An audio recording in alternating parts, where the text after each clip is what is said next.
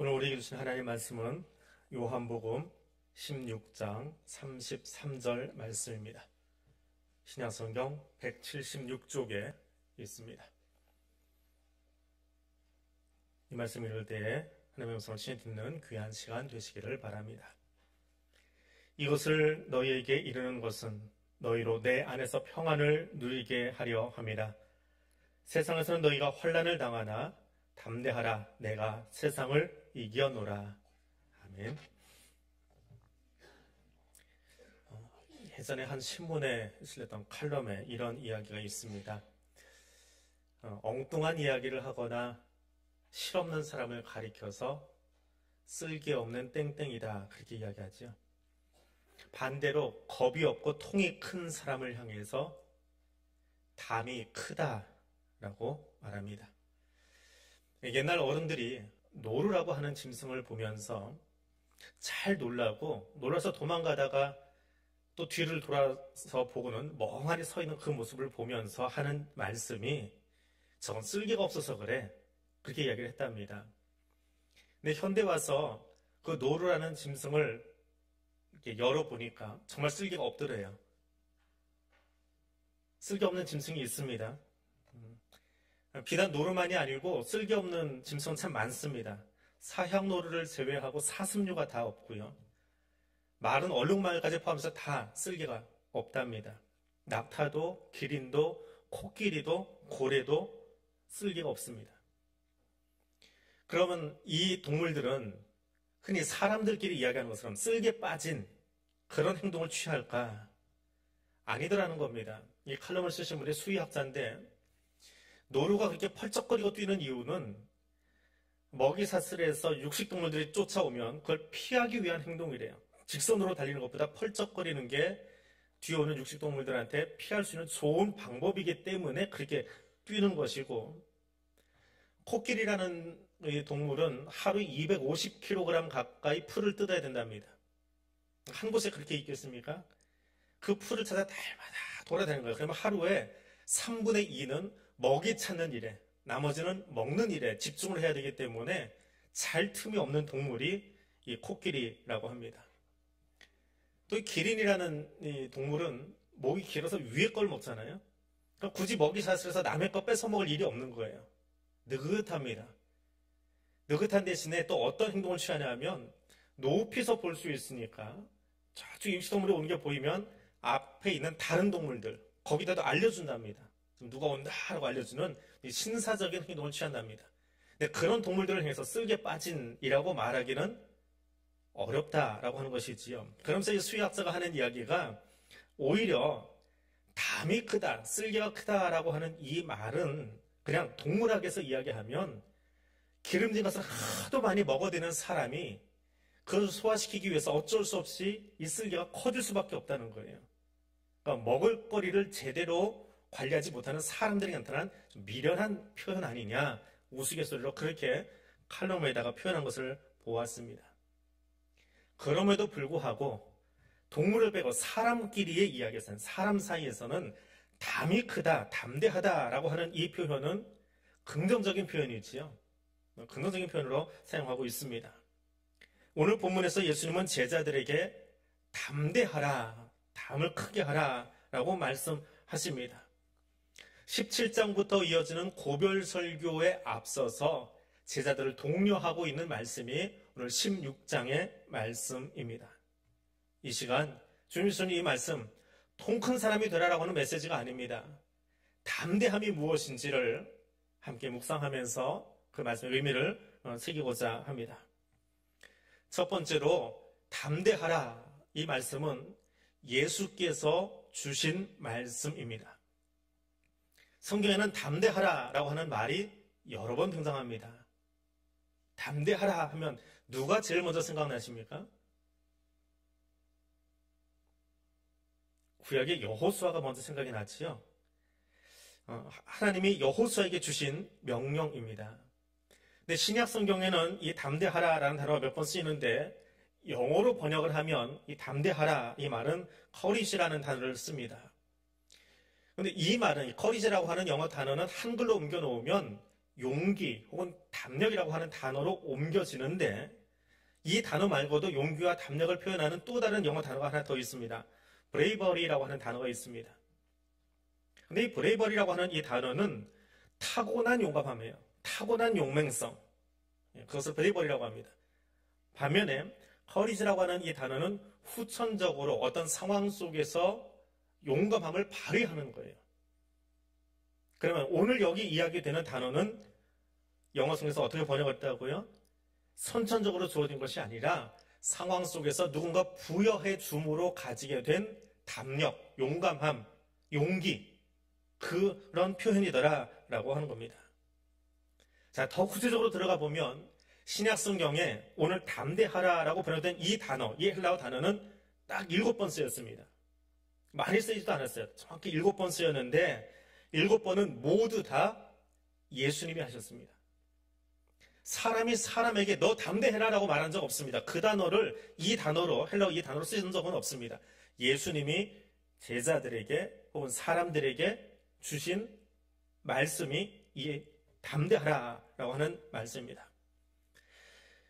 마태, 마가, 누가, 요한 네 사람이 자신의 복음서에서 그리고 사도행전에서 예수님이 하셨던 이 말을 옮겨 적었습니다. 거기는 분명히 화자가 말하는 사람이 예수님 그분입니다. 내 말로써 예수 나의 말로써 너는 용기를 가져라 라고 하는 의미가 담대하라 라고 하는 말입니다. 침상에 누운 채 친구들의 도움으로 지붕에서 예수 앞에 내려진 중풍병 환우에게 예수님은 안심하라 라고 말씀하십니다. 이 안심하라 라고 하는 단어가 오늘 성경에는 담대하라 라고 번역된 바로 그 단어입니다. 안심하라, 담대하라, 용기를 내라. 12회를 혈루증으로 앓고 있던 여인이 예수님 뒤로 와서 옷자락을 만집니다. 그때 예수님이 그를 바라보시면서 그녀를 바라보시면서 제일 먼저 하신 말씀이 뭐라고요? 안심하라, 안심하라. 그리고 구원을 선포하시는 것이 마태복음 9장에 나와 있습니다. 중풍병 환우가 되었건 혈루증 환우가 되었건 그들에게 주님이 하시는 이야기는 이제 안심해라. 내가 내 안에 내면에서부터 힘이 끌어오르게 할 터이니까 너는 용기를 내라 라고 하는 이야기가 안심하라 혹은 담대하라 라고 하는 표현입니다. 그 외에도 고별설교를 앞두고 예수님이 제자들에게 이 말씀을 하셨고 풍랑이는 바다 위 그 배 위에서 흔들리고 있던 제자들에게 말씀하셨고요. 나사렛 예수하고 소리 지르고 있던 맹인에게도 말씀하셨고 산헤드린 공회 의원들과 논쟁을 벌이고 그걸로 끝난 것이 아니라 더 큰 영적 전쟁을 벌이기 위해서 선교여행을 출발하는 바울에게도 예수님께서 직접 말씀해 주셨습니다. 그리고 오늘 나에게도 저와 여러분에게도 이 말씀을 하고 있습니다. 이 주님의 음성이 오늘 여러분의 귀에 들리는 은혜의 시간이 될 수 있기를 원합니다. 세상에 주는 시끄럽고 풍랑이 일렁이는 바다의 소리가 아니라 그 두려움의 소리가 아니라 내 내면에 힘을 주시고 나를 일으켜 주시는 담대하라 말씀하시는 창조주의 음성이 여러분의 가슴에 들리는 귀한 현장이 될 수 있기를 원합니다. 구약에 보면 하나님이 시내산에서 히브리인들을 모아놓고 그들을 자기 백성 삼기 위해서 법을 선포하는 십계명을 처음 수여하는 장면이 나옵니다. 그런데 그 시내산 앞에 서 있는 백성들은 하나님께서 자기를 출애굽시키시고 자기 백성 삼으시라고 법을 수여하고 있는 그 은혜의 현장에서 하나님의 음성을 듣는 것이 아니라 우레소리와 번개소리에 놀라서 그것 때문에 두려움에 떨고 있었더라라고 성경은 묘사하고 있습니다. 그때 하나님이 모세를 통해서 두려워하지 말아라, 담대하라 라고 출애굽기 20장에서 말씀하고 있습니다. 하나님의 음성이 들리는 바로 그 자리, 그곳에서는 세상의 소리 때문에 환경 때문에 있는 그 모든 두려움들이 물러가고 하나님이 주시는 위로와 평강이 그들의 가슴과 그 공동체를 채우고 있음을 성경은 분명하게 우리에게 들려주고 있습니다. 오늘 이 시간 우리도 그 음성 들을 수 있기를 원합니다. 우리를 두렵게 하고 떨리게 하는 사탄의 소리가 아니라 하늘의 진정한 평안을 주기 원하셔서 말씀하시는 하나님의 음성 듣기를 원합니다. 담대하라, 안심해라, 용기를 내어라 말씀하시는 주님의 음성이 저와 여러분의 귀에 들릴 수 있기를 원합니다. 두 번째로 담대하라, 이 말씀은 하나님께서 함께 하셔야 가능합니다. 제자들이 담대할 수 있는 이유는 간단합니다. 오늘 본문은 이렇게 적고 있습니다. 너희는 담대하라, 내가 세상을 이겼기 때문이다 라고 말씀하십니다. 너희는 담대하라, 내가 세상을 지금까지 이겨왔기 때문이다. 앞으로도 그럴 것이고요. 그것이 오늘 본문의 원 의미입니다. 예수님은 지금도 세상과의 싸움에서, 영적인 전쟁에서 승리를 이어오고 계십니다. 왜 그 일을 하실까요? 당신의 백성, 당신의 제자들, 교회를 평안으로 이끌기 위해서 주님이 우리의 대장 되셔서 이 싸움을 끌어가고 계십니다. 내가 승리했으니까, 내가 이겼으니까 교회는, 너희는, 제자된 우리는 담대하라 말씀하고 있습니다. 중풍병자가 평상 위에 누워서, 그 침대 위에 누워서 앞으로 어떻게 살아가야 되나 하는 두려움에 떨고 있습니다. 머리에 이상이 생겨서, 뇌에 이상이 생겨서 풍을 맞고 자기 몸 제대로 자기가 가누지 못하고 앞으로 내가 어떻게 살다가 떠날까 하는 그 두려움 속에 살고 있습니다. 그럼 참된 위로는 어디서 출발합니까? 그 두려움이 떠나가야 비로소 평안을 얻기 시작합니다. 비로소 위로가 자기 귀에 들릴 수 있습니다. 두려움이 채워져 있는 한은 누구의 말도, 어떤 것도 위로가 되지 못합니다. 그래서 예수님은 중풍병자를 보자마자 제일 먼저 하신 말씀이 일어나라라고 하신 것이 아니라 안심하라라고 하는 말입니다. 담대하라라고 하는 말입니다.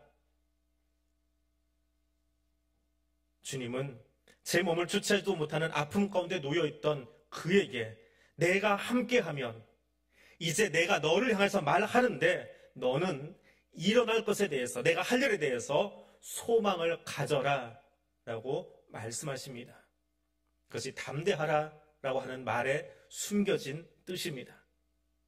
예수 안에서 담대하다라고 하는 것은 하나님이 도우실 것, 하나님이 이제 내 인생 가운데 행하실 일들이 무엇인지에 대한 소망을 가지는 것에서 출발합니다. 혈루증을 앓고 있던 여인이 예수의 뒤로 돌아가서 그 옷자락을 만집니다. 왜 만졌을까요? 예수님 입은 옷이 그 옷감이 뭔지 확인해 보려고 그 옷을 만졌습니까? 아니면 그 예수의 체취라도 맡아보고 싶어서 그 뒤로 갔습니까? 아니지요.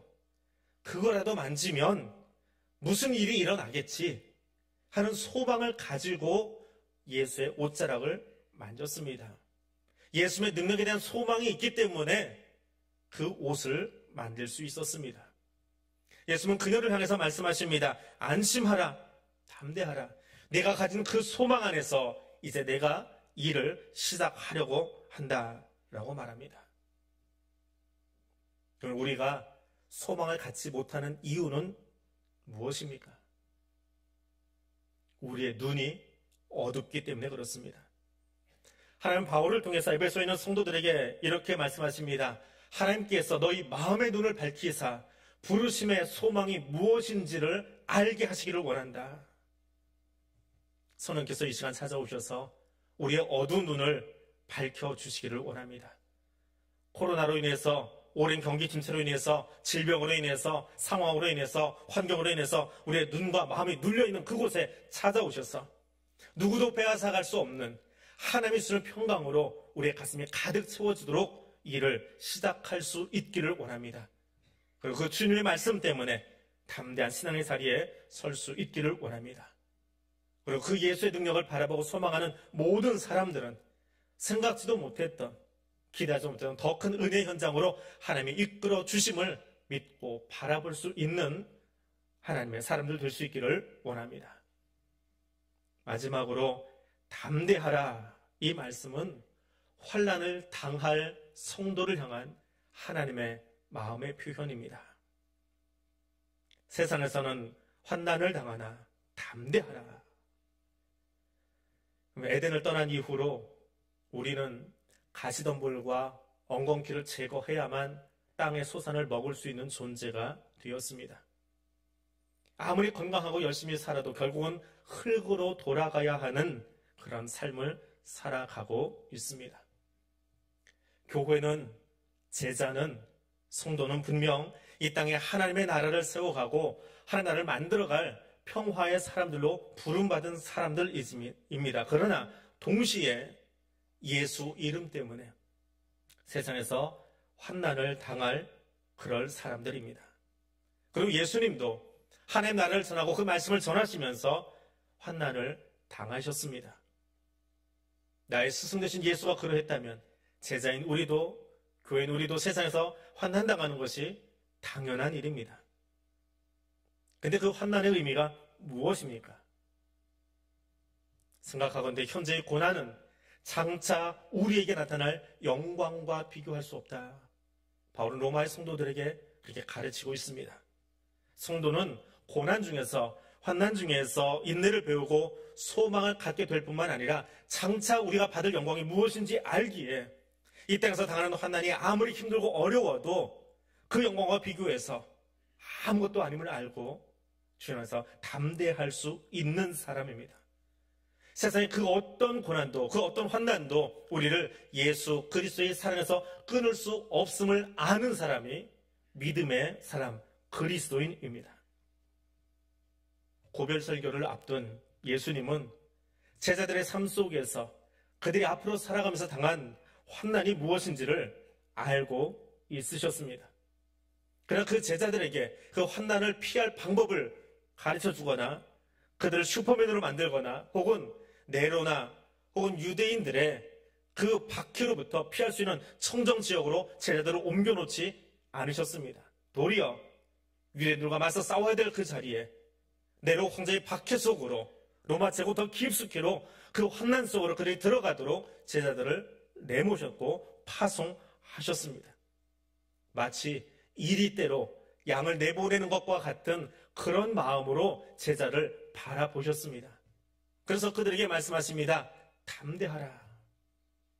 그리고 그 긍휼의 마음 가지고 그 이리대 속으로 들어가고 있는, 세상 속으로 들어가 있는 제자들을 바라보면서 그 긍휼의 마음을 가지고 17장의 대제사장의 기도가 길게 나오고 있는 것입니다. 더불어 그 하나님은 지금도 에덴 밖의 삶을 살고 있는 저와 여러분을 향해서 이렇게 일하십니다. 성령께서도 우리의 약함을 도우십니다. 우리는 어떻게 기도해야 할지를 알지 못하지만 성령께서는 친히 이루 다 말할 수 없는 탄식으로 우리를 대신하여, 나를 대신하여 간구하여 주십니다. 이것이 지금 성령께서 저와 여러분을 위해서 하고 계신 일입니다. 아픔 가운데 있으십니까? 연약함에 눌려 있습니까? 질병 때문에 두려움이 나를 엄습해오고 있습니까? 세상에서 그리스도인이라고 하는 이름을 드러내기가 어려운 때를 살고 계십니까? 예전에도 그랬지만 지금은 더 마스크 쓰고 식당 가서 기도하고 밥 먹기가 왠지 부끄러워지십니까? 내일은 꽃길이 되지 않을 것 같아서 그 미래가 불안정해서 두려우십니까? 그런데 하나님이 그것을 다 아신다는 겁니다. 거절하는 것이 아니라 그런 우리의 연약함을 알고 계십니다. 그 힘들게 신앙생활을 하고 있는 것을 알고 계십니다. 우리가 세상 속에서 고난당하고 있는 것을, 우리가 환난 중에 있음을 주님은 아십니다. 그리고 말도 못한 채 친구들의 손에 이끌려서 침상에 누운 채로 예수 앞에 내려진 그 중풍 환우처럼 나는 아무것도 할 수 없습니다. 할 수 있는 게 없어 친구들이 나를 여기다 내려놓았습니다. 그래서 멀뚱멀뚱 누워있는 그 사람에게 모든 것을 다 아시는 주님 제일 먼저 하신 말씀이 너 왜 그러고 있니가 아니라 안심하라. 담대하라. 너희의 고난을 내 몸에 다 채우기를 원한다. 담대하라. 주님 말씀하십니다. 그리고 예수님은 그 중풍 환우에게, 혈루증 앓던 여인에게 그들이 생각지도 못했던 단지 병 낫는 것이 아니라 감당할 수 없는 은혜, 구원을 선포해 주셨습니다. 지금도 그 구원의 하나님, 부활하신 주님은 저와 여러분을 향해서 그 은혜를 부어주시려고 여기 찾아와 계십니다. 기도할 말이 생각나지 않고 기도할 힘이 없어도 담대하라 주님 말씀하십니다. 그 말씀 앞에 엎드릴 수 있기를 원합니다. 그러면 주님께서 힘주십니다. 주님께서 일으켜 주십니다. 주님께서 우리의 걸어갈 길을 예비해 주실 뿐만 아니라 그 우리의 인생 가운데에 날마다 쉬지 않고 동행해 주십니다. 우리를 담대케 하시는 주님과 더불어 걸어갈 수 있는 믿음의 사람 될 수 있기를 원합니다. 말씀을 맺습니다. 이것도 한 가지는 꼭 기억하십시오. 담대하라. 이것은 명령입니다. 예수님께서 제자들에게 그리고 환우들에게 선교 여행을 떠나는 바울에게 흔들리는 배 위에서 죽을 것 같은 두려움 속에 떨고 있던 제자들에게 담대하라 말씀하신 이 단어는 항상 명령어였습니다. 저는 안 돼요. 핑계할 수 없습니다. 내가 그럴 수 있을까요? 물음표 찍을 수 없습니다. 왜요? 이건 하나님이 내게 주신 명령이기 때문에 그렇습니다. 내 스스로는 힘낼 수 없지만, 내 스스로는 풍랑을 잠잠케 할 수 없지만 그 말씀을 붙든 그 순간 하나님이 일하시기 때문에 그렇습니다. 그 말씀을 붙드는 순간 예수님이 치유해 주셨고, 예수님께서 파도를 잠잠게 해 주셨고, 예수님께서 제자들의 삶에 동행하여 주셨고, 예수님이 바울의 선교 여행에 앞장서 주셨고 그를 끌어가 주셨음을 우리는 기억합니다. 담대하라. 예수님 말씀하셨을 뿐만 아니라 명령하셨습니다. 그리고 그 명령에 순종하는 사람들에게, 그 제자들에게 성령께서 함께 하셔서 담대할 수 있는 힘을 주시고 담대함의 자리로 이끌어 주시고 담대함으로 사역을 감당할 수 있도록 그들의 인생을 변화시켜 주셨습니다. 그 치유와 그 회복의 은총이 오늘 말씀을 듣고 순종하는 저와 여러분에게도 함께 하시기를 예수 그리스도 이름으로 축복해 드립니다. 기도하겠습니다. 하늘에 계신 하나님, 죄로 말미암아 죽은 우리를 구원하시려고 독생자 예수 그리스도를 보내주심을 감사합니다. 성자 예수의 십자가 죽으심과 부활을 통해 사망 권세를 이기고 생명의 권세 아래 우리를 세우심을 감사드립니다. 부활의 주님을 통하여 주신 위로와 평강의 명령을 받습니다. 환난 중에도 담대하라 말씀하시는 음성을 듣습니다. 주여, 내게는 힘이 없습니다. 나는 능력이 없습니다. 그러나 내게 능력 주시는, 나를 일으키시는 예수 그리스도의 말씀에 힘입어 환난 중에도 담대히 서겠습니다. 성령 하나님, 우리의 발이 실족하지 않게, 우리의 믿음이 연약해지지 않게 우리를 도와주시고 이끌어주시고 동행하여 주시옵소서. 담대하라 말씀하시는 예수님 이름으로 기도드립니다. 아멘.